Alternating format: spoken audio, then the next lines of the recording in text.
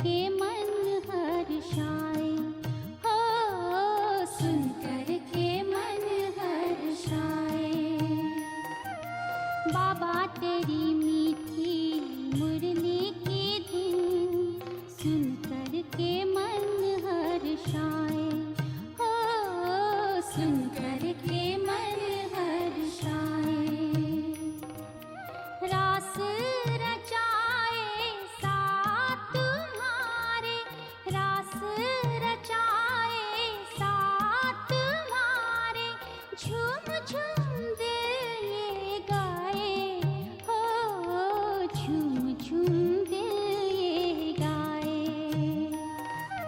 बाबा तेरी मीठी मुरली की धुन सुन कर के मन हर्षाए, हो सुन कर के मन हर्षाए।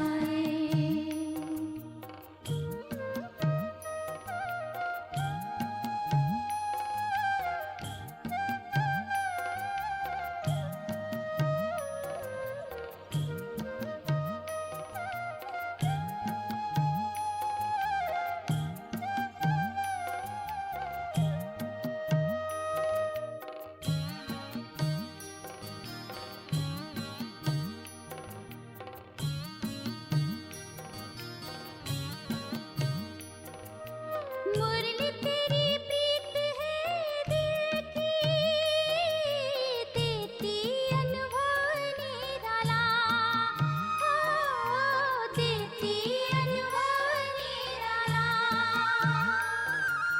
जीवन ये लाए उजाला, पिए जो अमृत प्याला, पिए जो अमृत प्याला।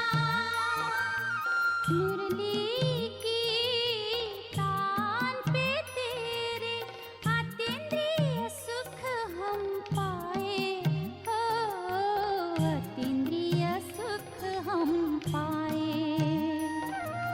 बाबा तेरी मीठी मुरली की धुन सुन कर के मन हर्षाए, हो सुन कर के मन हर्षाए।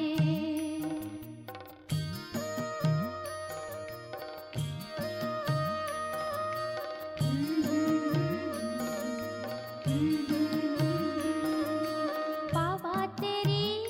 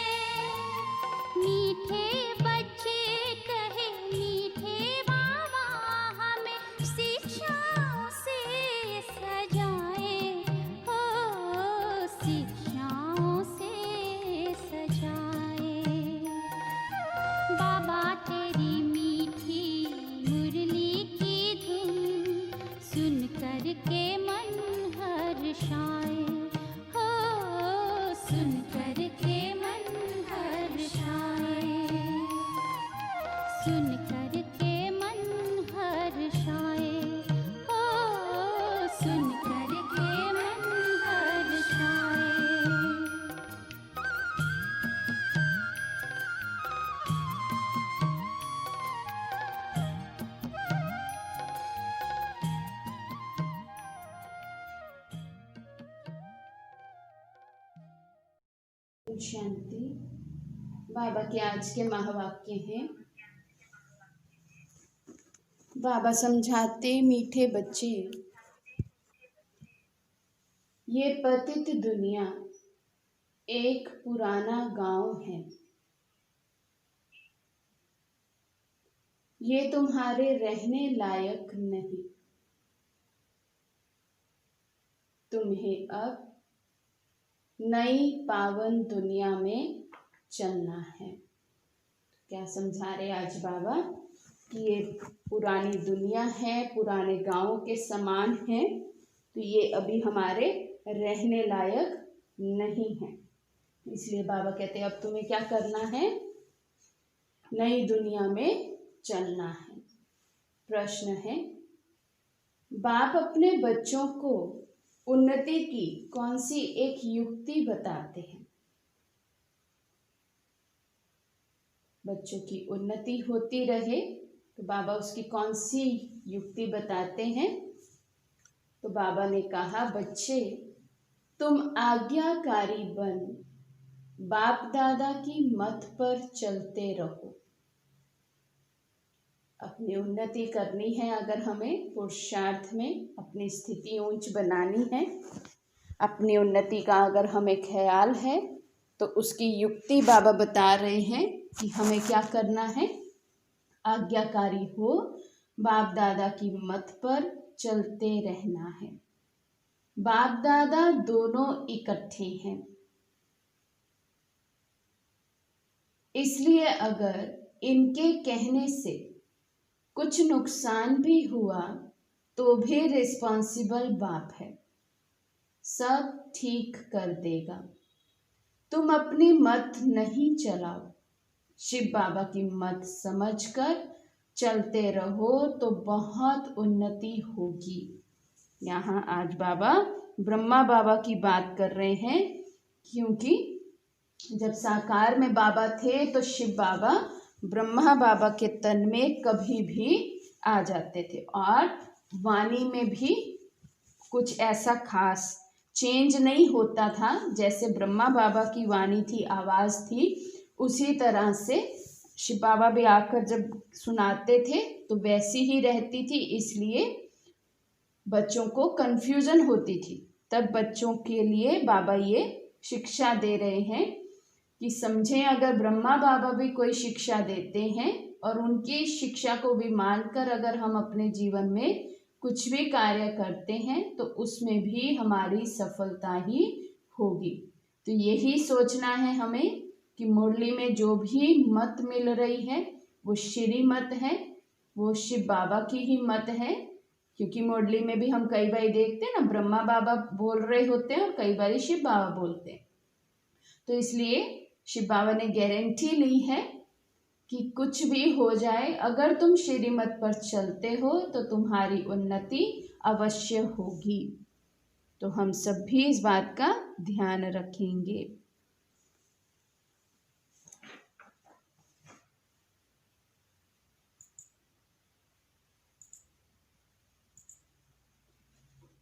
ओम शांति। पहली मुख्य बात, रूहानी बच्चों को रूहानी बाप समझाते हैं कि अपने को आत्मा निश्चय कर बैठो। बैठे हैं सभी अपने को आत्मा निश्चय कर। कल भी बाबा ने कहा था ना कि कैसे बैठो, आत्म अभिमानी हो बैठो और बाप को याद करो तो तुम्हारे सब दुख दूर हो जाएंगे। वो लोग आशीर्वाद करते हैं, ये बाप भी कहते हैं, बच्चों तुम्हारे सब दुख दूर हो जाएंगे, सिर्फ अपने को आत्मा समझ बाप को याद करो। कहते दुनिया में जो साधु सन्यासी लोग होते हैं वो भी क्या करते, आशीर्वाद करते रहते। तो बाबा की आशीर्वाद क्या है कि बाबा की श्रीमत पर चलो तो उन्नति भी होती रहेगी और दुख भी दूर हो जाएंगे। सिर्फ अपने को आत्मा समझ बाप को याद करो, ये तो अति सहज है। अभी तक बाबा कहते ये सहज है, लेकिन आज बाबा कह रहे ये तो अति सहज है। तो सब कुछ अति में जा रहा है, इसलिए बाबा कहते हैं कि अब ये याद भी कैसी हो जानी चाहिए, अति सहज। ये है भारत का प्राचीन सहज राजयोग। प्राचीन का भी टाइम तो चाहिए ना, लॉन्ग लॉन्ग भी कितना, ऐसे कहते हैं ना लॉन्ग लॉन्ग अगो, तो बाबा कहते हैं लॉन्ग लॉन्ग भी कितना। बाप समझाते पूरे 5000 वर्ष पहले ये राजयोग सिखाया था। ये बाप बिगर कोई समझा नहीं सकते और बच्चों बिगर कोई समझ ना सके। कितना वंडरफुल ये ज्ञान है। बाबा कहते मेरे सिवाय कोई समझा नहीं सकता और तुम्हारे सिवाय कोई समझ नहीं सकता है। तो प्रश्न है, क्या हमने ये ज्ञान को समझ लिया है? पूर्ण रीति जो पॉइंट बाबा जिस भाव से कहते हैं, क्या उस भाव को मेरी बुद्धि कैच कर लेती है? ये चेक करना है अपने में। ये बाप बिगर कोई समझा नहीं सकते और बच्चों बिगर कोई समझ ना सके। गायन भी है आत्माएं बच्चे और परमात्मा बाप अलग रहे बहुकाल। बाप ही कहते हैं तुम सीढ़ी उतरते उतरते पतित बन पड़े हो, अब समृद्धि आई है। सब चिल्लाते हैं हे पतित पावन, कलयुग में पतित ही होते हैं। बाबा कहते हैं सब चिल्लाते रहते हैं हे पतित पावन आओ, आकर हमें पावन बनाओ। क्यों चिल्लाते हैं सब? क्योंकि बाबा कहते कलयुग है और कलयुग में तो पतित ही मिलेंगे। सतयुग में होते हैं पावन, वे है ही पावन दुनिया। ये पुरानी दुनिया रहने लायक नहीं है, परंतु माया का भी प्रभाव कोई कम नहीं है। क्या कहा बाबा ने? भले दुनिया रहने लायक नहीं है, लेकिन कलयुग का प्रभाव ऐसा है तो कितनी भी दुखी अशांत आत्मा है, लेकिन इस दुनिया को छोड़ना भी नहीं चाहती, क्योंकि माया का भपका ही ऐसा है। भले बाबा कहते कितना भी दुख हो, तो है ही कलयुग का प्रभाव। यहां देखो तो 100-125 मंजिल के बड़े बड़े मकान बनाते रहते हैं। इनको माया का पंप कहा जाता है। माया का जलवा ऐसा है, जो कहो स्वर्ग चलो तो कह देते हमारे लिए स्वर्ग तो यही है। इनको माया का जलवा कहा जाता है, परंतु तुम बच्चे जानते हो ये तो पुराना गांव है। इनको कहा जाता है नर्क।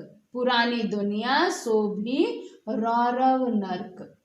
सिर्फ नर्क भी नहीं है, बाबा कहते रौरव नर्क है। पुरानी दुनिया है, माया का बहुत जलवा है, भपका है। इसीलिए परसों बाबा के डायरेक्शन क्या थे कि हमारी आंख कहीं भी डूबनी नहीं चाहिए। कल बाबा ने कहा सभी ऑर्गन्स में से आंखें सबसे ज्यादा मेहनत लेती हैं। इनको सुधारने में सबसे ज्यादा मेहनत है। आंखों द्वारा ही सबसे पहले मनुष्य आत्माएं देखती हैं, फिर संकल्प चलेंगे। तो बाबा कहते माया का भपका ही ऐसा है कि आंखों को आकर्षण हो ही जाता है, फिर संकल्प चलते हैं। तो इसलिए बाबा कहते क्या समझो, ये है ही पुरानी दुनिया, नर्क है, रौरव नर्क है। सत्युग को कहा ही जाता है स्वर्ग। ये अक्षर तो है ना, इनको विशेष वर्ल्ड तो सब कहेंगे, वाइसलेस वर्ल्ड तो ये धर्म था। स्वर्ग को कहा ही जाता है वाइसलेस वर्ल्ड, नर्क को विशेष वर्ल्ड कहा जाता है। इतनी भी सहज बातें क्यों नहीं किसी की बुद्धि में आती हैं? मनुष्य कितने दुखी हैं, कितने लड़ाई झगड़े आदि होते रहते हैं। दिन प्रतिदिन बॉम्ब्स आदि भी ऐसे बनाते रहते हैं जो गिरे और मनुष्य खत्म हो जाए, परंतु तुच्छ बुद्धि मनुष्य समझते नहीं है कि अभी क्या होने वाला है। अभी तो मनुष्यों को क्या लगता है कि साइंस बहुत उन्नति कर रही है, अभी तो ये दुनिया बहुत ऊपर की ओर जा रही है। लेकिन बाबा कहते वे समझते ही नहीं कि ये जो बॉम्ब्स आदि बना रहे हैं ये तो और ही विनाश का कारण बनने वाले हैं। उनको लगता है दुनिया उन्नति की ओर जा रही है, हमें लगता है दुनिया अति की ओर जा रही है। ये बातें कोई समझा नहीं सकते सिवाय बाप के। क्या होने वाला है, बाबा पूछ रहे हैं कि बच्चे भी समझते हैं कि क्या होने वाला है, जानते हैं, या बच्चे भी सोचते हैं कि अभी तो दुनिया बहुत आगे जाएगी, साइंस बहुत तरक्की करेगी। तो पुरानी दुनिया का विनाश होना है और नई दुनिया की स्थापना भी गुप्त हो रही है। तुम बच्चों को कहा ही जाता है गुप्त वॉरियर्स। कोई समझते हैं क्या कि तुम लड़ाई कर रहे हो? बाबा कहते क्यों कहा जाता है गुप्त वॉरियर्स? क्योंकि किसी को थोड़े ही दिखता है कि हमारा युद्ध चल रहा है। क्यों नहीं दिखता है? क्योंकि हमारा युद्ध गुप्त है, अंदर ही अंदर अपनी ही कमी कमजोरियों से हमारा युद्ध चल रहा है, विकारों से युद्ध चल रहा है। तो बाबा कहते तुम्हारी लड़ाई है ही 5 विकारों से। सबको कहते हो पवित्र बनो, एक बाप के बच्चे हो ना, प्रजापिता ब्रह्मा के बच्चे तो सब भाई बहन हुए ना। समझाने की बड़ी युक्तियां चाहिए। प्रजापिता ब्रह्मा के तो ढेर बच्चे हैं, एक तो नहीं ना, नाम ही है प्रजापिता। लौकिक बाप को कभी प्रजापिता नहीं कहेंगे। प्रजापिता ब्रह्मा है तो उनके सब बच्चे आपस में भाई बहन ब्रह्मा कुमार कुमारियां ठहरे ना, परंतु समझते नहीं हैं। जैसे पत्थर बुद्धि है, समझने की कोशिश भी नहीं करते हैं। बाबा कहते कैसे मनुष्य हैं दुनिया में, इतना सहज ज्ञान है, सहज रीति सुनाते हैं, फिर भी समझते नहीं हैं। बाबा ने कहा कोशिश भी नहीं करते समझने की। प्रजापिता ब्रह्मा के बच्चे भाई बहन हो गए, विकार में तो जा ना सके। तुम्हारे बोर्ड पर भी प्रजापिता अक्षर बहुत जरूरी है, ये अक्षर तो जरूर डालना चाहिए। सिर्फ ब्रह्मा लिखने से इतना जोरदार नहीं होता है, तो बोर्ड में भी करेक्ट अक्षर लिख सुधारना पड़े। ये है बहुत जरूरी अक्षर। ब्रह्मा नाम तो फीमेल का भी है, नाम ही खुट गए हैं तो मेल का नाम फीमेल पर रख दिए हैं। संसार में बाबा कहते हैं नाम ही कम पड़ गए हैं, खुट गए हैं, तो क्या करते हैं, मेल का नाम फीमेल को रख देते हैं, फीमेल का नाम मेल पर रख देंगे। इतने नाम लाएं कहाँ से? जितनी जनसंख्या होती जा रही, बाबा कहते इतने नाम कहाँ से लेकर आए? है तो सब ड्रामा प्लान अनुसार। बाप का वफादार आज्ञाकारी बनना कोई मासी का घर नहीं है। गहरा पॉइंट है बहुत। ये दुनिया वालों के लिए नहीं बाबा कह रहे, हमारे लिए कह रहे। हम बहुत उससे कहते ना, हम तो सच्चे दिल से बाबा के साथ चले हुए हैं, लेकिन बाबा क्या कह रहे, बाबा से वफादार रहना, बाबा का आज्ञाकारी बनकर रहना, ये कोई मासी का घर नहीं है। बहुत सहज बात ये नहीं है, बहुत गहरी बात है। तो आज अपनी हम चेकिंग जरूर करें कि हम कितने वफादार, कितने आज्ञाकारी होकर चलते हैं, क्योंकि बाबा ने स्वयं कहा है कि बहुत इजी नहीं है। कितने हम बाबा के आज्ञाकारी वफादार बने हैं, इसको आज सारा दिन भी चेक करते रहें। बाप और दादा दोनों इकट्ठे हैं, समझ नहीं सकते हैं ये कौन है। उस समय तो इकट्ठे ही थे ना, तो साकार में थे। तो साकार में बच्चों को मिलते तो पता नहीं चलता था ब्रह्मा बाबा हैं या शिव बाबा हैं, क्योंकि कभी भी शिव बाबा आ जाते थे। तब शिव बाबा कहते हैं मेरी आज्ञा को भी समझ नहीं सकते हैं। उल्टा कहे या सुलटा, तुम समझो शिव बाबा कहते हैं तो रिस्पॉन्सिबल वे हो जाएगा। जो भी श्रीमत हमें मिलती है, जो भी डायरेक्शन हमें बाबा के घर से मिलते हैं, हम ये समझे कि वो शिव बाबा डायरेक्शन दे रहे हैं। तो बाबा कहते अगर कुछ उल्टा होना भी होगा तो भी बाबा रिस्पॉन्सिबल, बाबा फिर सुलटा कर देंगे। इनके कहने से कुछ नुकसान हुआ तो भी रिस्पॉन्सिबल वे होने से वे सब ठीक कर देंगे। शिव बाबा का ही समझते रहो तो तुम्हारी उन्नति हो जाएगी। परंतु मुश्किल समझते हैं, बीच में अपनी मत आ जाती है ना, अपना अभिमान भी आ जाता है कई बार। नहीं नहीं, ये बाबा की मत नहीं हो सकती, ये बाबा डायरेक्शन नहीं दे सकते, ये तो ऐसे ही कह रहे हैं। ब्रह्मा बाबा की भी बात है, और कोई अगर निमित्त भी कोई डायरेक्शन दे तो कई बारी बच्चों को ये बीच में आ जाता है अपना ही कि नहीं। लेकिन बाबा ने कहा भले डायरेक्शन कोई भी दे, तुम ये समझो कि शिव बाबा ने डायरेक्शन दिया तो रिस्पॉन्सिबल मैं हूं।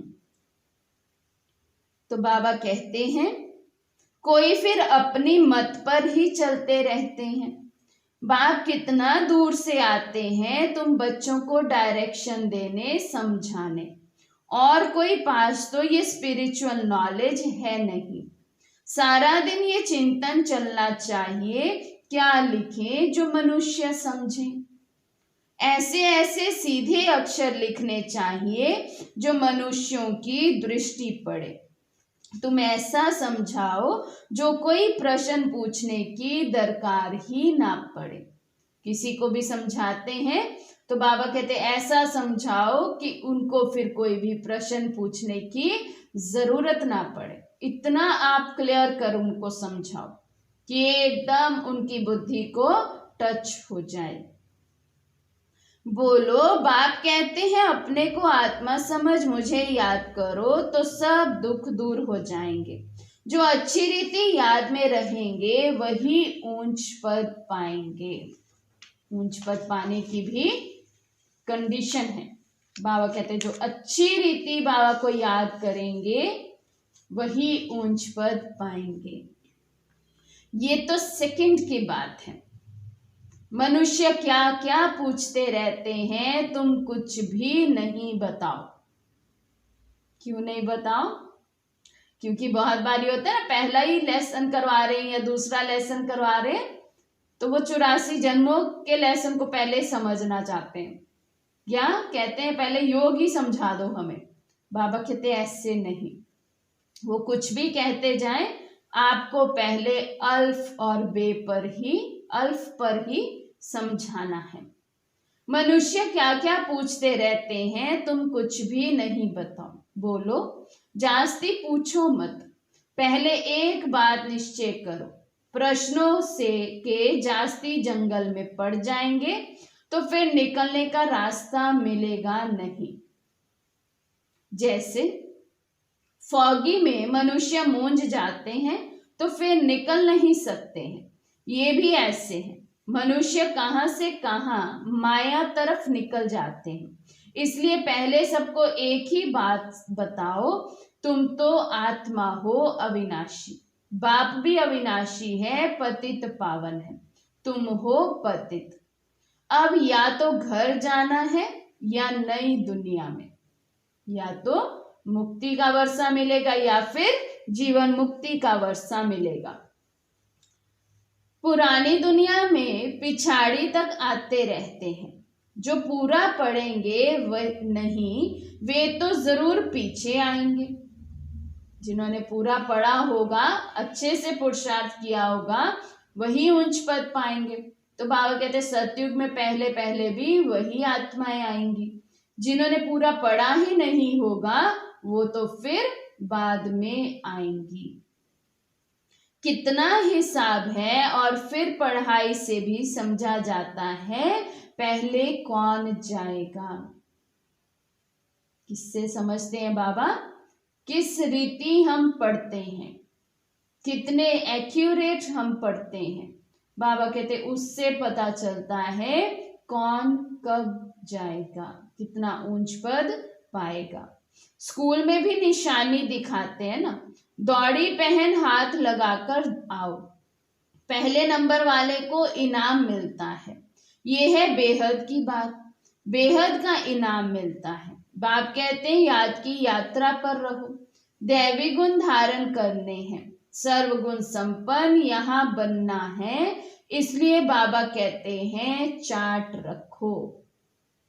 आज बाबा फिर से याद दिला रहे हैं क्या करना है, चार्ट रखना है। परंतु बच्चे रखते नहीं हैं। कुछ कुछ भाई बहनों ने तो शुरू किया है चार्ट रखना, लेकिन लगता है सभी नहीं रखते हैं। इसलिए बाबा फिर से याद दिला रहे हैं बच्चे चार्ट रखो। साथ में ही शिकायत कर रहे हैं कि बच्चे रखते नहीं हैं। बाबा कहते हैं लेकिन बच्चे करते नहीं हैं। कैसे हैं हम बच्चे? हमें पता है कि बाबा की बात मानकर हमें विश्व की राजाई मिल रही है। जितना आज्ञाकारी बनेंगे बाबा ने कहा उतनी उन्नति होगी। तो बाबा आज्ञा देते हैं, बाबा रोज श्रीमत देते हैं। बाबा कहते मैं तो कहता हूं लेकिन बच्चे करते ही नहीं हैं, बहुत थोड़े करते हैं। इसलिए माला भी कितनी थोड़ी की है।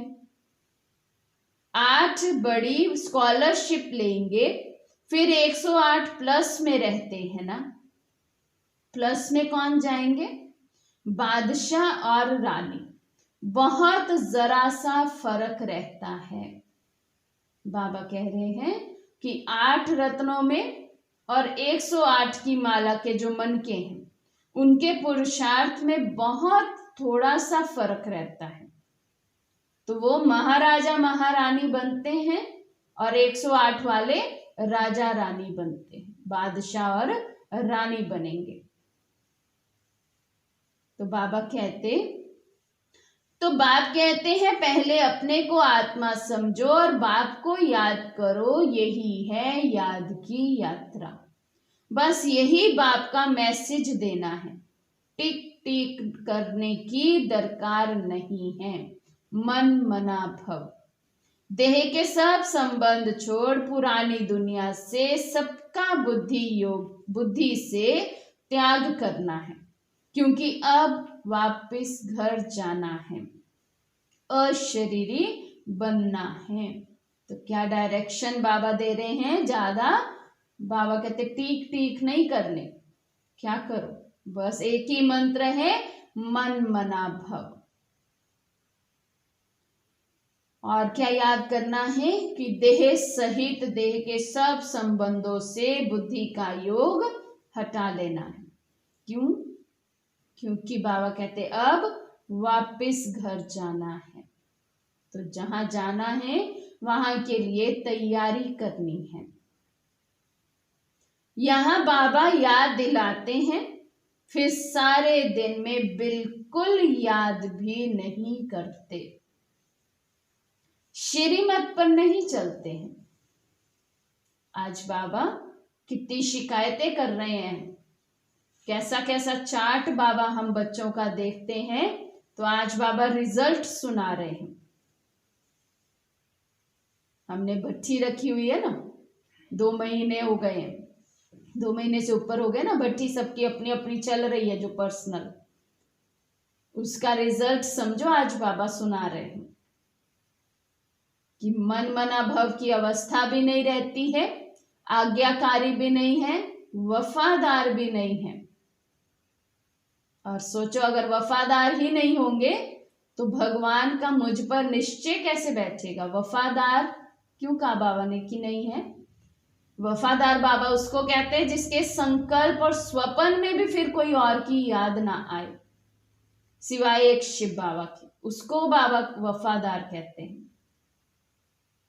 और आज्ञाकारी, बाबा ने कहा हर आज्ञा को सर माथे रखने वाला, हर श्रीमत को फॉलो करने वाला, हर डायरेक्शन को अपने जीवन में अप्लाई करने वाला, वो आज्ञाकारी बच्चा है। हर डायरेक्शन के लिए सोचे कि शिव बाबा ने ये डायरेक्शन दिया है। तो बाबा ने कहा, बाबा समझाते हैं लेकिन बच्चे करते नहीं हैं। तो यहाँ बाबा याद दिलाते, अर्थात क्लास में बाबा याद दिलाते, अपने को आत्मा समझो, शिव बाबा को याद करो। फिर बाबा कहते सारा दिन याद नहीं रहता, ये भी याद नहीं रहता कि मैं आत्मा हूं, बुद्धि में बैठता ही नहीं है। बाप कहते नई दुनिया में जाना है तो तमो प्रधान से सतो प्रधान बनना है। बाबा ने हमको राज्य भाग्य दिया, हमने फिर ऐसे गवाया 84 जन्म लिए। लाखों वर्ष की बात नहीं, बहुत बच्चे अल्फ को ना जानने के कारण फिर बहुत प्रश्न पूछते रहते हैं। बाप कहते हैं पहले मामेकम याद करो तो पाप कट जाए, और दैवी गुण धारण करो तो देवता बन जाएंगे, और कुछ पूछने की दरकार नहीं है। अल्फ ना समझ बेते की टिक टिक करने से खुद भी मूंझ जाते हैं, फिर तंग हो पड़ते हैं। समझाने वाला भी बाबा कहते तंग हो जाते, फिर क्या कहते ये तो समझते ही नहीं है, कितना ही समझाया, सारा कोर्स करा दिया, इनको कुछ भी समझ नहीं लगी। तो बाबा कहते कोर्स सारा कराओ ही नहीं जब तक उसको अल्फ ना समझ लगे। तो अल्फ और बे, बाबा कहते यही समझ नहीं लगा और बाकी कुछ भी टीक टीक करते रहे तो तंग हो जाएंगे और ही मूंझ जाएंगे। बाप कहते हैं पहले अल्फ को जानने से सब कुछ जान जाएंगे, मेरे द्वारा मेरे को जानने से तुम सब कुछ जान जाएंगे, बाकी जानने का कुछ रहेगा नहीं। इसलिए 7 रोज रखे जाते हैं। 7 रोज में बहुत समझ सकते हैं, परंतु नंबरवार समझने वाले होते हैं। कोई तो कुछ भी समझते नहीं। तो बाबा कहते वे क्या राजा रानी बनेंगे। जिसने ज्ञान को ही नहीं समझा और ज्ञान की इम्पोर्टेंस को नहीं समझा, उसको अपने जीवन में धारण नहीं किया, उसका मंथन नहीं किया, बाबा कहते क्या राजा रानी बनेंगे। एक के ऊपर राजाई करेंगे क्या। बहुत करके एक कोई निकल भी आया तो बाबा ने कहा एक के ऊपर राजाई करेंगे। कितनी है प्रजा, एक को ही सुनाकर संतुष्ट हो जाते हैं, हमारा निकाला हुआ एक तो है। तो बाबा पूछ रहे हैं एक के ऊपर राजाई करेंगे क्या। हर एक को अपनी प्रजा बनानी है, इसमें ज्वाइंट अकाउंट नहीं है। हर एक को बाबा कहते अपनी प्रजा बनानी है। ऐसे नहीं कह सकते कि हम एक घर में 4 सदस्य हैं और एक बस सेवाधारी बने और प्रजा निकलती जाए तो चारों में बट जाएगी, ऐसे नहीं। जैसे बाबा कहते हैं हर एक को अपना तन मन धन सफल करना है। भले कोई युगल भी चलते हैं तो भी हर एक का भाग्य अपना अपना है, हर एक की प्रीत बाबा से अपनी अपनी है। तो कोई किसी का भाग्य नहीं ले सकता है, जो करेगा सो पाएगा, यहाँ ये सिस्टम है। तो बाबा कहते हैं हर एक को अपनी प्रजा बनानी है। तो चेक करना है मैं कितना बड़ा राजा बना हूं, अर्थात मेरी कितनी प्रजा तैयार है। और प्रजा सिर्फ बाबा प्रजा कहते हैं, लेकिन प्रजा से पहले भी बहुत सब चाहिए। रॉयल फैमिली चाहिए, उत्तराधिकारी चाहिए, जो आप हमारे स्टेटस से मैच करते हुए राजा हैं वो भी चाहिए, साहूकार चाहिए, सब चाहिए। राजधानी बाबा कहते स्थापन हो रही है तो चेक करो मैं कितना बड़ा राजा बना हूं। बाबा कहते टाइम बहुत वेस्ट करते हैं। इतना टाइम है बाबा कहते बच्चों के पास और वेस्ट करते रहते हैं आलस और अलबेलेपन में, और फिर कहते हैं हमें पता ही नहीं चलता टाइम कहाँ बीत जाता है, या कहते हैं हमारे पास टाइम ही नहीं है। भगवान कह रहे हैं टाइम बहुत वेस्ट करते हो। तो आज चेक करो कहाँ कहाँ मेरा टाइम वेस्ट जाता है, कहाँ कहाँ मुझे आलस और अलबेलापन घेर लेता है, कहाँ कहाँ मैं अभी का काम फिर कर लेंगे, ये संस्कार है मेरा, बाद में कर लेंगे, हो जाएगा, देख लेंगे। तो बाबा कहते भल कितने भी बड़े बड़े मर्तबे वाले हैं, परंतु बाप जानते हैं ये तो सब कुछ मिट्टी में मिल जाना है। आज दुनिया में कितने भी बाबा कहते बड़े बड़े मर्तबे वाले हो, उनको लगता है कि हमारे पास धन है तो हम किसी भी आपदा का फेस उसको कर सकते हैं अपने धन की उस पर, लेकिन बाबा कहते हैं बाबा तो जानते ये सब कुछ मिट्टी में मिल जाना है, बाकी थोड़ा समय है। विनाश काले विपरीत बुद्धि वालों का तो विनाश होना है। हम आत्माओं की प्रीत बुद्धि कितनी है वे तो समझ सकते हैं। कोई कहते हैं 1-2 घंटे याद रहती है। क्या लौकिक बाप से तुम 1-2 घंटा प्रीत रखते हो? पूछ रहे हैं बाबा। बहुत खुश हो जाते हैं हम बैठकर, हमने 1-2-4 घंटे बाबा को याद किया। तो बाबा कहते हैं लौकिक पिता को भी ऐसे ही याद करते हैं क्या? कितनी कितनी बड़ी आयु है इस देह की हम सबकी। हो सकता है किसी किसी के पिता तो होंगे भी नहीं अभी देह में, देह परिवर्तन कर लिया होगा आत्मा ने, लेकिन फिर भी उनकी याद रहती है। ये तो रहता ना, हाँ ये मेरे पिता हैं। तो बाबा कहते लौकिक पिता को भी हिसाब से याद करते हो क्या? सारा दिन बाबा बाबा करते रहते हैं। लौकिक पिता की बाबा बात कर रहे हैं। सारा दिन उनको पिताजी पिताजी, पापा पापा आजकल के हिसाब से करते रहते हैं। यहां भल बाबा बाबा कहते हैं, परंतु बाबा कहते हैं भल यहां भी कहते हैं बाबा बाबा, बच्चे बाबा को कहते रहते, परंतु हड्डी प्रीत थोड़ी ही है। जितनी जिगरी प्रीत लौकिक पिता से है उतनी पारलौकिक पिता से नहीं है। ये रिजल्ट बाबा आज हमारी सुना रहे हैं।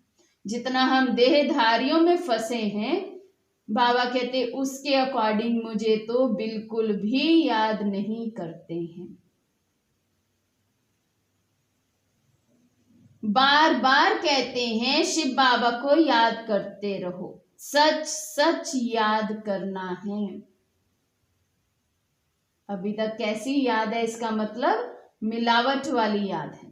कभी सच्ची याद है, कभी झूठी याद है। खुद भी चेक करना। योग करते ना, कभी कभी बुद्धि का योग पूरा बाबा के साथ जुड़ा है और कभी कभी पता नहीं कहाँ बैठे बाबा के सामने लेकिन मन बुद्धि से पता नहीं कहाँ है।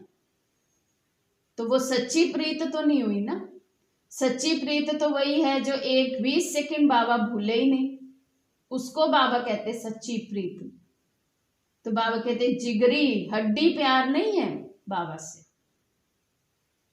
चालाकी चल ना सके। यहां पर बाबा कहते कोई भी चालाकी चल नहीं सकेगी। तो याद करें कहां कहां बाबा से भी चालाकी की हमने, कहां कहां बाबा को भी चलाने की कोशिश की हमने। जब हमने ये कहा इतना तो चलता है ना, इतना तो हो ही सकता है ना, इतना तो बाबा को भी पता ही है ना, ये सब है चालाकी। तो बाबा कहते ये सब यहाँ चल नहीं सकता है। बहुत है जो कहते हैं हम तो शिव बाबा को बहुत याद करते हैं, फिर वे तो उड़ने लग पड़े ना। बाबा कहते फिर अवस्था नजर भी तो आए। जो कहते हैं हम तो बाबा को बहुत याद करते हैं, हमने तो मन और बुद्धि से कोई अपने को बंधन बांधा ही नहीं हुआ है, हम तो निर्बंधन हैं। तो बाबा कहते फिर ऐसी अगर अवस्था हो तो वो आत्मा तो उड़ती हुई नजर आए, अर्थात कितनी हल्की रहे, उसके वाइब्रेशन भी बदल जाए, उसके कर्म भी बदल जाए, उसके लिए तो बाबा ही एक संसार हो जाए।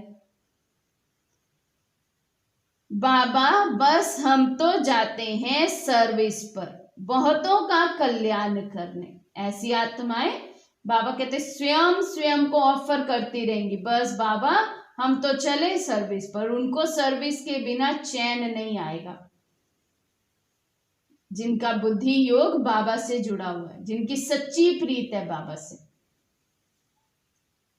जितना बहुतों को पैगाम देंगे उतना याद में रहेंगे। अब याद में रहने की युक्ति बाबा बता रहे हैं। जितना औरों को पैगाम देते जाओगे उतना स्वयं भी याद में रहोगे। इसीलिए बाबा कहते हैं तुम अगर किसी का कल्याण करते हो तो उसमें तुम्हारा कल्याण पहले ही समाया हुआ है। तो सुना रहे हैं दूसरे को, परिचय दे रहे हैं दूसरे को, और याद आ रही है बाबा की हमें, तो उनके कल्याण के साथ साथ हमारा कल्याण भी हो रहा है। जितना बहुतों को पैगाम देंगे उतना याद में रहेंगे। बहुत बच्चियां कहती हैं बंधन है। कौन कौन कहते हैं बंधन है? हम तो जानते हैं कि हमारे पास आकर कौन कौन कहते हैं कि बहुत बंधन है, क्या करें, हम मैनेज करते हैं, होता नहीं है, कैसे कैसे हम आते हैं, हमें ही पता है। अब बाबा आप सबको पूछ रहे हैं, बता रहे हैं, क्या बता रहे हैं? बाबा कहते हैं बहुत बच्चियां हैं ऐसी जो कहती हैं बंधन है। अरे बंधन तो सारी दुनिया को है, बंधन को युक्ति से काटना है। बाबा कहते तुम अकेले ही थोड़ा हो जिसको बंधन है, सारी दुनिया को कोई ना कोई बंधन है। लेकिन तुम इसलिए लकी हो क्योंकि तुम्हें युक्तियां पता है कि किस युक्ति से मुझे अपना कौन से बंधन को काटना है। सिर्फ युक्ति पता होना ही काफी नहीं है। बाबा कहते उसको यूज तो करो, युक्ति को यूज करो, बंधन को काटो। बंधन रोना, बाबा कहते ये कोई बात नहीं है। तो आगे से कोई नहीं कहेंगे कि हम बंधन में हैं। युक्तियां बहुत हैं, समझो कल मर पड़ते हैं, फिर बच्चे कौन संभालेंगे? माताओं की बाबा बात कर रहे हैं। माताएं हमेशा यही कहती है ना, दीदी क्या करे, आना तो चाहते हैं लेकिन बच्चे आने वाले हैं, उनका खाना बनाना है, उनको देखना है। तो बाबा आज सबको रिप्लाई कर रहे हैं। भले हमारे द्वारा भी बाबा ने ये रिप्लाई तो कितनी बारी सबको ही किया होगा जो ऐसा बोलते हैं, लेकिन शायद तसल्ली नहीं होती होगी ना उनको, तो इसलिए बाबा को स्वयं बोलना पड़ रहा है। बाबा कहते कल तुम्हारा शरीर छूट जाएगा तब भी तो बच्चों को कोई संभालेगा ना, तब कहां से आओगे आप अपने बच्चों को देखने? जरूर कोई ना कोई संभालने वाले निकल पड़ेंगे। ये बंधन है ना, मन को आत्मा ने बांधे हुए, अपने आप को स्वयं बंधन बांधे हैं। ऐसा सोचना जिस दिन आपने शुरू कर दिया ना कि अगली घड़ी अगर मेरा ये शरीर छूट जाए तो भी दुनिया का सारा ही काम चलने वाला है, मेरी गृहस्थी का भी सारा ही काम चलने ही वाला है, ना तो मेरे बिना यहाँ कुछ रुकेगा, ना ही किसी का कुछ सवरेगा, ना ही किसी का कुछ बिगड़ सकता है, क्योंकि हर आत्मा का अपना अपना भाग्य, अपना अपना पाठ है। तो अपने बंधन बाबा कहते खुद काटने हैं। उसके लिए बाबा सिर्फ युक्ति बताएगा और कुछ नहीं करेगा। युक्ति यूज आपको करनी है। कब तक बाबा कहते हैं इस बंधन में फंसे रहेंगे? ये अभी कुछ समय है कमाई करने का, इसके बाद ये समय कमाई करने का मिलने वाला नहीं है। ये भी अगर हमने अपने बच्चों और गृहस्थी में ही बिता दिया तो मेरा लास्ट में क्या हाल होगा? क्योंकि बाबा कहते हैं जिसे याद करने का बहुत काल का अभ्यास होगा अंत में वही याद आएगा। तो बहुत काल से तो बच्चों को याद करने का अभ्यास है, पति को याद करने का अभ्यास है, और संबंधियों को याद करने का अभ्यास है। मेरे बिना इनका क्या होगा, मेरे बिना इनको खाना कौन खिलाएगा, मेरे बिना इनको संवारेगा कौन, मेरे बिना घर कौन संवार के रखेगा। बाबा कहते ये सब देह अभिमान है। मेरे बिना कैसे नहीं कुछ होगा? जब हम इस पाठ में नहीं होंगे तब भी सब कुछ होगा। तो इसलिए बाबा कहते हैं युक्तियां बहुत हैं। समझो कल मर पड़ते हैं, फिर बच्चे कौन संभालेंगे? जरूर कोई ना कोई संभालने वाले निकल पड़ेंगे। अज्ञान काल में तो दूसरी शादी कर लेते हैं, इस समय तो शादी भी मुसीबत है। किसी को थोड़ा पैसा देकर बोलो बच्चों को संभालो। बाबा कहते पीछे वाले तो ऐसे भी कर लेंगे, थोड़ा पैसा खर्च करेंगे, आया माया सब घर में आ जाएगी, सब काम चलेंगे, खाना भी बनेगा, बच्चे भी पलेंगे, गृहस्थी भी चलेगी, सब कुछ होगा। लेकिन उस समय आपके पास सिर्फ ये मौका नहीं होगा कि हम अपने कुछ सुधार करें, तन मन धन सेवा में लगाएं। और आप देखना हमेशा ये जो आप बंधन का बहाना लगाएंगे ना, सेवा के समय लगाएंगे। इसको बाबा बहाना ही कहते हैं। भले हम अपनी बहुत रॉयल लैंग्वेज यूज कर लेते कि मैनेज नहीं होता है, लेकिन है ये सब बहानेबाजी। बाबा कहते हैं इसका मतलब नॉलेजफुल नहीं बने। अभी युक्तियां जो बाबा ने बताई उनको यूज करना नहीं आया तो नॉलेजफुल नहीं बने। तो इसलिए बाबा कहते हैं तुम्हारा ये मर जीवा जन्म है, तुम तो मर चुके पुरानी दुनिया से, पुराने बंधनों से, फिर काय का मेरा मेरा? इसका मतलब मरे ही नहीं अभी तक। जीते जी मर गए, फिर पीछे कौन संभालेगा? फिर बाबा कहते ये प्रश्न क्यों आता है मन में? तुम तो कहते हम जीते जी मरे हैं, इसका मतलब कोई भी मरा ही नहीं, अभी सब जीते ही हैं। लेकिन कहाँ जी रहे हैं? कलयुग में जी रहे हैं। फिर कैसे ड्रिल करते हैं, मैं संगम योगी फरिश्ता, मैं संगम योगी ब्राह्मण हूं, ब्राह्मण सो फरिश्ता हूं। अभी तो कलयुग में बैठे हैं सब शूद्र, तो ब्राह्मण ही नहीं बने तो ब्राह्मण से फिर फरिश्ता और फिर देवता कैसे बनेंगे? एकदम से फरिश्ता बंधन मुक्त थोड़े ना बन जाएंगे। फरिश्ता माना ही बंधन मुक्त। बाबा कहते धरनी में पांव नहीं होते हैं फरिश्तों के, तो शूद्र से फरिश्ता तो कभी नहीं सुना ना। तो पहले ब्राह्मण बनना पड़ेगा। ब्राह्मण माना ही जीवन में जीते हुए बंधन मुक्त जीवन जीना, जैसी सतयुग की हमारी अवस्था होगी। जीवन है, कर्म भी कर रहे हैं, लेकिन कोई बंधन हम आत्माओं को नहीं है। ऐसा जीवन, मुक्ति जीवन, मुक्ति का जीवन वो हम जिए तो ब्राह्मण हुए। क्योंकि ब्रह्मा बाबा को कभी देखा किसी बंधन में? तो जरूर नर्स रखनी पड़े ना, पैसे से क्या नहीं हो सकता है। बंधन मुक्त जरूर बनना है। बाबा कहते कुछ भी करो, लेकिन अपने को बंधन मुक्त तो बनाओ। अभी तक बंधन मुक्त ही नहीं बने तो दूसरों के मुक्ति दाता कैसे बनेंगे? और कोई बहुत समय हमारे पास पड़ा है, ये तो नजारे भी हमें दिखा रहे हैं, ऐसा नहीं है।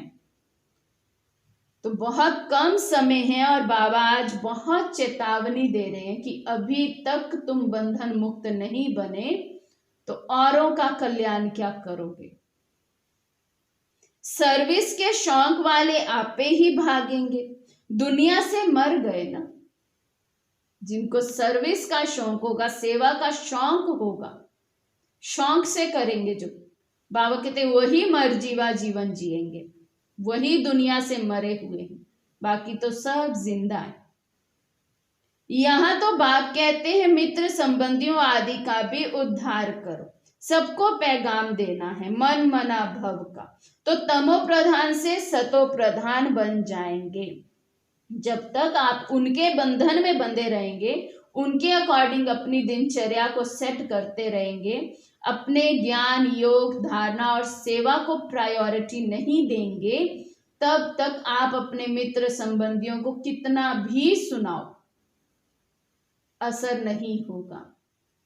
क्योंकि वो ये देखते हैं कि समय प्रमाण आप बदल जाते हैं, आपकी एक रस अवस्था ही नहीं है, आप अपने ज्ञान योग को पीछे कर देते और उनको खुश करने में लगते हैं, तो वो कहाँ से प्रभावित होंगे? वो तब प्रभावित होंगे जब आप अपने ज्ञान योग धारणा सेवा को प्रायोरिटी देंगे, तब उनके मन में आएगा भाई इन्होंने कुछ तो ऐसा पाया है जो ये सब कुछ छोड़ देते हैं लेकिन अपने ये 4 सब्जेक्ट नहीं छोड़ते हैं, तब उन पर असर होगा। और ये सत्य बात है, इसको आप चाहे कितना भी मोल्ड कर लो, ये मोल्ड होने वाली बात नहीं, क्योंकि ये भी भगवानुवाची है कि तब तक कोई भी आत्मा हमारे जीवन से प्रभावित नहीं होगी जब तक वो ये नहीं देखती कि हम 100% डेडिकेटेड हैं अपने ज्ञान योग धारणा और सेवा को लेकर। तो इसलिए बाबा कह रहे हैं, बाप ही कहते हैं और तो ऊपर से आते हैं ना। क्या कहते बाबा कि पैगाम सबको देना है मन मना भव का, तो तमो प्रधान से सतो प्रधान बन जाएंगे। तो बाबा कहते हैं ये बाप ही कहते हैं और तो ऊपर से आते हैं, उनकी प्रजा भी उनके पिछाड़ी आती रहती है, और धर्म स्थापक जो भी हैं बाबा कहते वे तो ये संदेश दे नहीं सकते, वे तो किसी को कह ना सके मन मना भव, क्योंकि बाबा कहते वे तो जब आते हैं परम धाम से तो उनके पिछाड़ी उनके धर्म की आत्माएं भी नीचे आती हैं।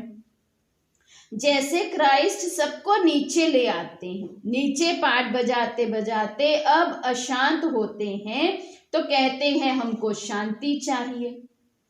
बैठे तो थे शांति में, फिर प्रेस्प्रेटर पिछाड़ी आना पड़ता है, फिर कहते हैं हे पतित पावन आओ।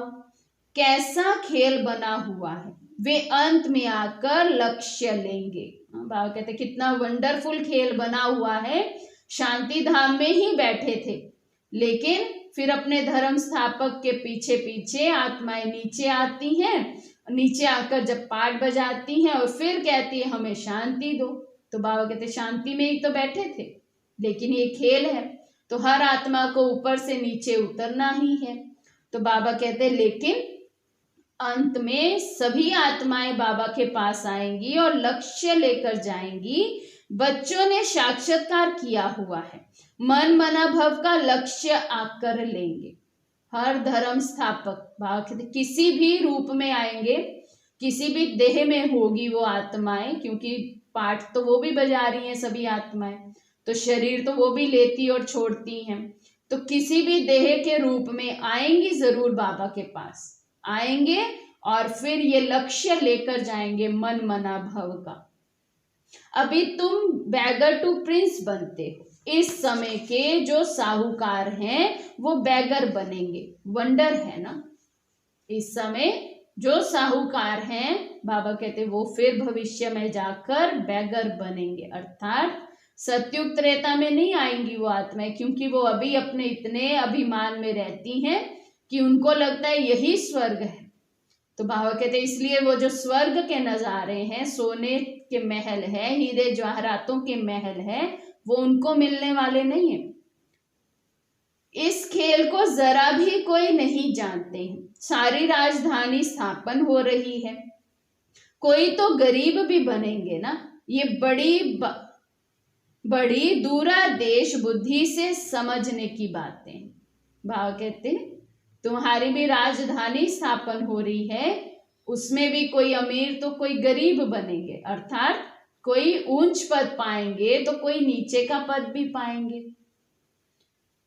पिछाड़ी में सब साक्षात्कार होगा, हम कैसे ट्रांसफर होते हैं। तुम पढ़ते हो नई दुनिया के लिए, अभी हो संगम पर। पढ़कर पास करेंगे तो दैविक कुल में जाएंगे, अभी ब्राह्मण कुल में है। ये बातें कोई समझ ना सके। भगवान पढ़ाते हैं, जरा भी किसी की बुद्धि में नहीं बैठता।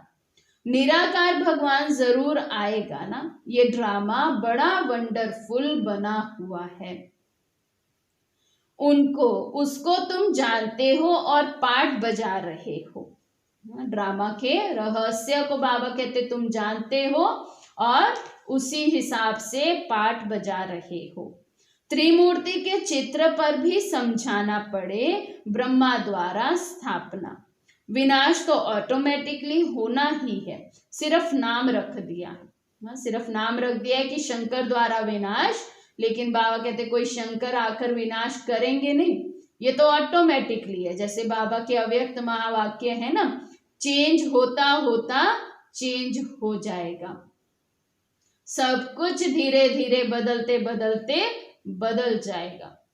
ऐसा ना हो सब कुछ बदल जाए और हम इंतजार ही करते रह जाएं कि कल ये करेंगे, कल ऐसा पुरुषार्थ करेंगे, कल से पक्का करेंगे, और पता चले कि कल आए ही नहीं। तो बाबा कहते सिर्फ नाम रख दिया है, ये भी ड्रामा बना हुआ है। मुख्य बात है अपने को आत्मा समझ, बाप को याद करो तो जंग उतर जाए। स्कूल में जितना अच्छी रीति पढ़ेंगे बड़ी आमदनी होगी। तुमको 21 जन्म के लिए हेल्थ वेल्थ मिलती है। कम बात है क्या? कम बात है। 21 जन्मों के लिए बाबा कहते हेल्थ वेल्थ मिल जाती है। यहां भर वेल्थ है, परंतु टाइम नहीं है जो पुत्र पोतरे खा सके। भाव कहते कितना भी वेल्थ, कितना भी धन इकट्ठा कर लो, सोचो हमारी आगे आने वाली पुश्तें भी खाती रहेंगी आराम से बैठकर, तो बाबा कहते वो समय ही आने वाला नहीं है कि आगे बैठे हुए पुत्र पोतरे भी बैठकर खा सकें। तो इसीलिए जितना हो सके बाबा कहते अपने धन को अविनाशी बैंक में जमा कराते जाओ, सफल करते जाओ यज्ञ में, जिसका फिर एवजा आगे भविष्य में मिलता रहे। ना सिर्फ हमें बल्कि कुछ ना कुछ हिस्सा उसका सभी को मिलता है। जो भी हमारे मित्र संबंधी, जो लौकिक परिवार वाले होंगे, वाइब्रेशन तो बदलती है ना, तो उस हिसाब से सबको मिलता है। तो बाप ने सब कुछ इस सेवा में लगा दिया तो कितना जमा हो गया। देखो ब्रह्मा बाबा के जीवन से ही हम एग्जाम्पल लें कि ब्रह्मा बाबा ने अपनी किसी भी धारणा को नहीं तोड़ा अपने बच्चों को खुश करने के लिए, अपनी गृहस्थी को चलाने के लिए। फिर क्या हुआ, उसका ऐसा प्रभाव पड़ा कि बाबा का सारा परिवार इस ज्ञान मार्ग में आया। बहुत बड़ी बात है, अपनी इतनी मिल्कियत हम यज्ञ में स्वाहा कर दें और हमारे युगल, हमारी पत्नी, हमारे बच्चे कुछ भी नहीं बोले, कितना प्रभाव होगा बाबा का, बाबा की धारणाओं का, जो वो 1 सेकंड में आत्माएं मोल्ड हो गई।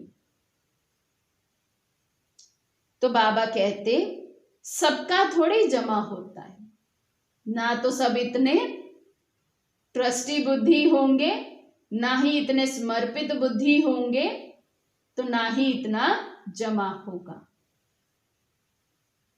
इतने लखपति हैं, पैसा काम आएगा ही नहीं।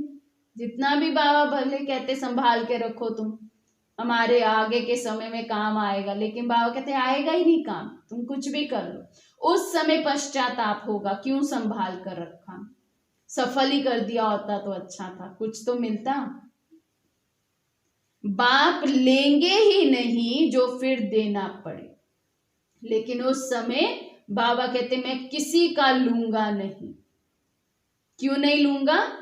तुम तो अंत में आओगे देने के लिए, क्योंकि उस समय विनाश बिल्कुल तुम्हें नजर में आएगा कि अब तो ये सब खत्म होने वाला है, इससे अच्छा यज्ञ में सफल कर दें तो सोने के महल मिल जाएं। बाबा कहते मैं भी चतुर व्यापारी हूं, अभी कह रहा हूं, अभी मौका है, तन मन धन सफल कर लो। अभी संभाल संभाल कर रखेंगे और सफल नहीं करेंगे, एक समय ऐसा आएगा मैं स्वयं मना कर दूंगा कि अब मुझे तुम्हारा कुछ नहीं चाहिए, अब लेकर तुम्हें सोने के महल थोड़े ही दूंगा मैं। लास्ट समय की बात है, उस समय आएंगे। जैसे नोटबंदी जब हुई, ये प्रत्यक्ष एग्जाम्पल है, इस चीज को हमें भूलना नहीं चाहिए कभी। नोटबंदी हुई तो बाबा के घर से क्या ऑर्डर आया, अपनी अपनी सब सेंटरों की भंडारी पर टेप लगा दी गई, नो एंट्री, कोई धन नहीं देगा, भंडारी में कुछ नहीं डालेंगे। क्यों? उस समय आत्माएं वो सफल कर रही थी अपना जो उनके काम का भी नहीं था।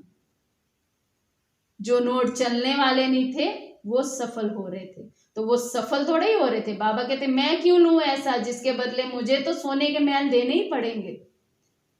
तो ये एक झटका तो बाबा दे चुके हैं, भंडारी पर ही टेप लगा दीगी, नो एंट्री, कुछ नहीं डालना।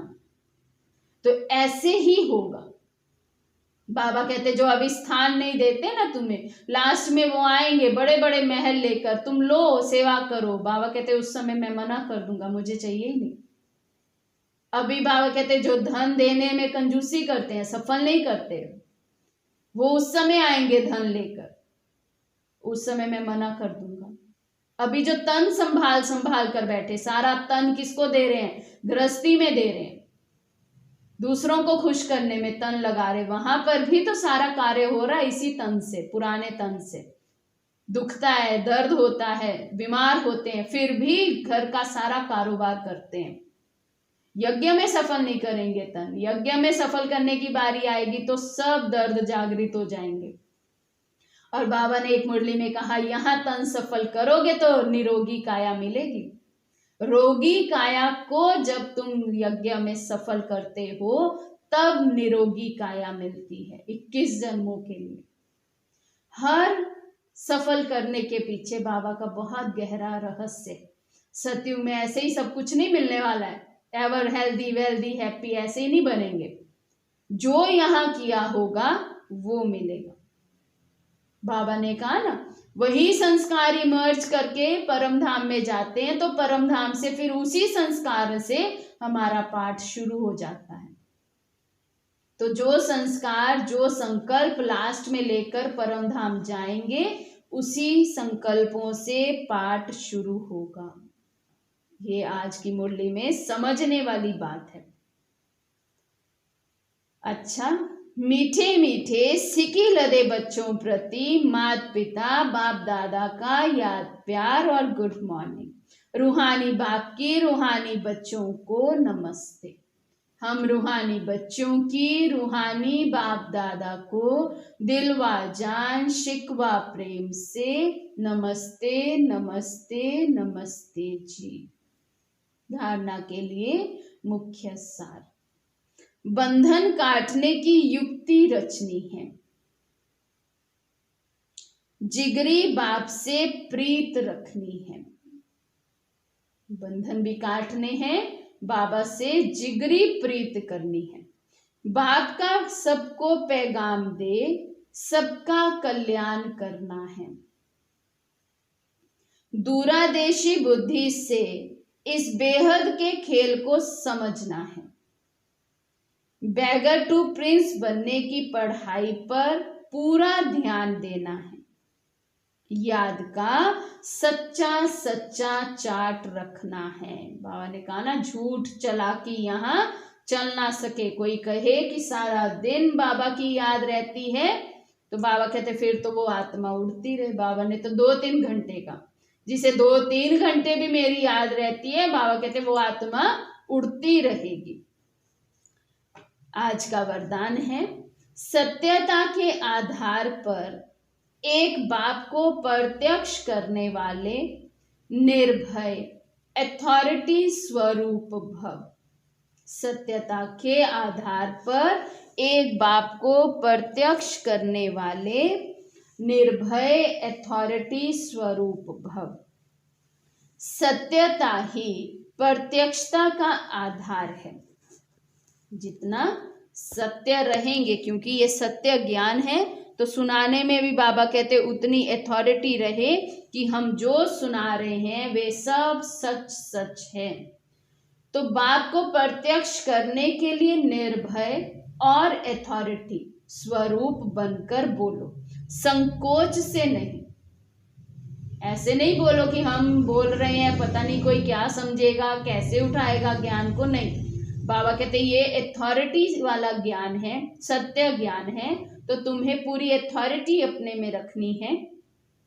जब अनेक मत वाले सिर्फ एक बात को मान लेंगे कि हम सबका बाप एक है और वही अब कार्य कर रहे हैं, हम सब एक की संतान एक है और ये एक ही यथार्थ है, तो विजय का झंडा लहरा जाएगा। बाबा कहते जब ऐसी प्रत्यक्षता हो जाएगी, विश्व की सभी आत्माएं ये स्वीकार कर लेंगी कि यही एक परमात्मा है, हम सब एक हैं, एक परमात्मा के हैं, आपस में भाई भाई हैं।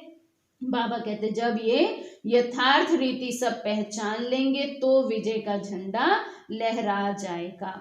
इसी संकल्प से मुक्ति धाम जाएंगे और फिर जब अपना अपना पाठ बजाने आएंगे तो पहले यही संस्कार इमर्ज होंगे कि गॉड इज वन। यही गोल्डन एज की स्मृति है। क्या कहा बाबा ने? जिस संकल्प से परम धाम जाएंगे, जिन संस्कारों को लेकर परम धाम जाएंगे, उन्हीं संस्कारों से पाठ बजाना शुरू करेंगे। तो अब चेक करें, मेरे संस्कार सतयुगी हैं, तब तो सतयुग में आएंगे। ये तो बाबा अन्य आत्माओं की बात कर रहे हैं ना कि द्वापर में आएंगी तो इन्हीं संस्कारों को लेंगी और कहेंगी गॉड इज वन। तो दुनिया में भी कहते हैं ना गॉड इज वन, मानते भले नहीं है लेकिन कहने के लिए तो यही कहते हैं कि भगवान एक हैं। क्यों कहते हैं? बाबा कहते हैं क्योंकि लास्ट में वो आए हैं, उन्होंने संदेश प्राप्त किया है, उनके आगे ये प्रत्यक्ष हुआ है कि भगवान एक ही है और हम भी उस एक की संतान हैं। तो आपस में हम आत्माएं भाई भाई हैं, ये उन्होंने अंत में स्वीकार किया। इसी स्मृति में परम धाम गई, फिर द्वापर में पाठ बजाना शुरू किया। तो सभी धर्म स्थापकों ने यही संदेश दिया आकर कि भगवान एक है। तो आज कितना गहरा रहस्य बाबा ने ये खोला कि क्यों कहा जाता है गॉड इज वन। तो किसी को समझाना हो तो ऐसे समझा सकते हैं। बाकी स्वयं भी हम देखें कि हम किन संस्कारों से परम धाम जाने की तैयारी कर रहे हैं, कितना योग बल से हम सुधर रहे हैं। पावन तो बनेगी ही सभी आत्माएं, पावन तो वो भी बनेंगे, लेकिन योग बल से जितना हमने अपने आप को सुधारा होगा, ज्ञान से जितना अपने में परिवर्तन लाया होगा, उसी अनुसार फिर हमारा पाठ शुरू होगा अगले कल्प में। तो ये भी एक बहुत गहरी बात है चेकिंग की। स्लोगन है, सहन करना ही स्वयं के शक्ति रूप को प्रत्यक्ष करना है। सहन करना ही माना हम में सहन शक्ति है, तो उस शक्ति रूप को प्रत्यक्ष करना माना, बाबा कहते जब तुम सहन करते हो तो समझेंगे तुम में शक्ति है। तो अपने शक्ति स्वरूप को प्रत्यक्ष करना। अच्छा, ओम शांति।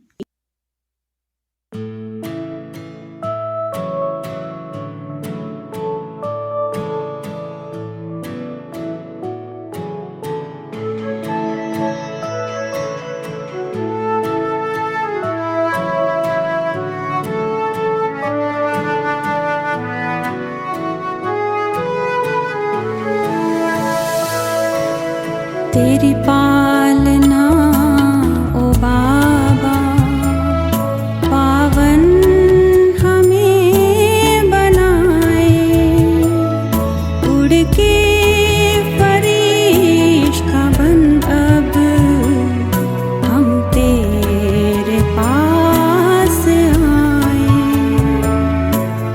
तेरी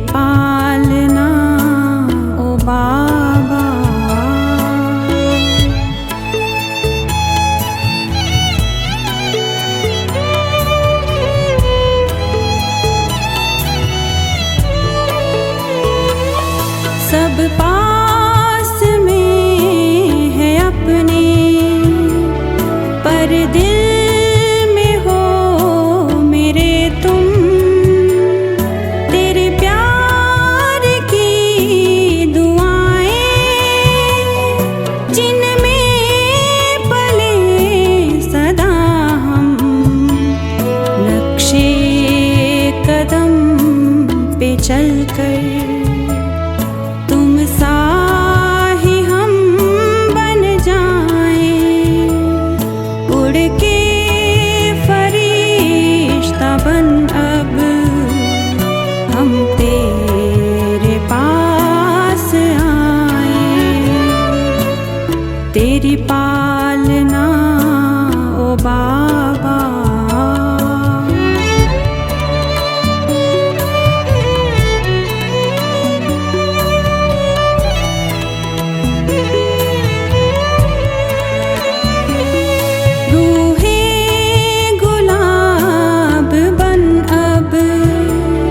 खुशबू जहाँ को देते, कांटों में भी संभल कर सबका जीवन सजाते। तेरे करीब लाकर तुझसे मिलन कराए, उड़ के फरिश्ता बन अब हम तेरे पास आए। तेरी पालना ओ बाबा,